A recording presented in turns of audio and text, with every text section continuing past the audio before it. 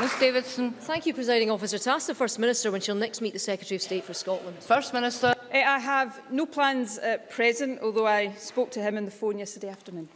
Ruth Davidson. Thank you, Presiding Officer. In two of her answers to Ms Dugdale, the First Minister highlighted the £100 million Attainment Gap Fund brought forward by her government.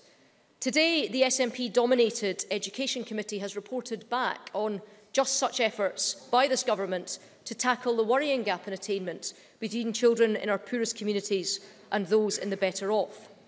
The committee says it's not clear how those efforts by this government will in any way help to close that gap. And yet, responding to legitimate concerns from this side of the chamber yesterday, the SNP's Education Secretary simply insisted that we had much to be proud of and issued an incoherent rant against school reform in England, which hadn't even been mentioned.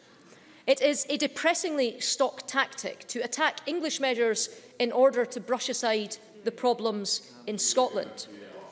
We all know that this government has set aside £100 million to boost attainment, but if even an SNP-dominated Education Committee has no idea what effect it will have, what chance do the rest of us? First Minister. We are currently working with the 7 local authorities that will benefit in the first instance from our Attainment Fund to make sure we have in place with them robust and measurable plans to ensure that the money we are investing does deliver results in closing the attainment gap. Now, I understand the Education Secretary has or will receive a letter from the Education Committee. It will be responded to in full with the detail the committee is looking for. That is exactly how the government should treat reasonable requests of committees. But can I say to Ruth Davidson, and I say it in all sincerity, we will have our political ding-dongs across this chamber. I said to Kezia Dugdale, and I'll say it again, there is nothing matters to me more personally than making sure we face up to any challenges in our education system. There will be no ideology gets in the way of doing what needs to be done. So I will invite Ruth Davidson, I will invite Kezia Dugdale, I will invite anybody across this chamber. If they've got ideas and suggestions about what they think the government should be doing, I will listen to that. I'm not going to make any excuses. I'm proud, and I've read out, I won't do it again, I've read out the achievements of young people, teachers and parents across this country. We've got a good education system. The OECD's PISA study shows Scotland is narrowing the attainment gap, but there is much more work to do, and I am absolutely determined that we do it. Ruth Davidson. Presiding Officer, the Education Committee didn't just stop there in its letter, which I have in front of me here. It also states that in many schools there is far too much emphasis on driving pupils towards university to the detriment of some. And these are issues that the Scottish Conservatives have been raising with the First Minister for some time. We need an expansion of college places, and we are committed to 10,000 more apprenticeships so young people can earn while they learn. Now, the First Minister likes to write shopping lists of further powers that she wants to see devolved, but the SNP has had full control of our education system for 8 years with no limits whatsoever. And yet, in that time, this government has slashed college places. Order. It has presided over a slump in both literacy and numeracy standards, and it has got Scotland to a position where far fewer youngsters from poor backgrounds are now going to university than anywhere else in these islands.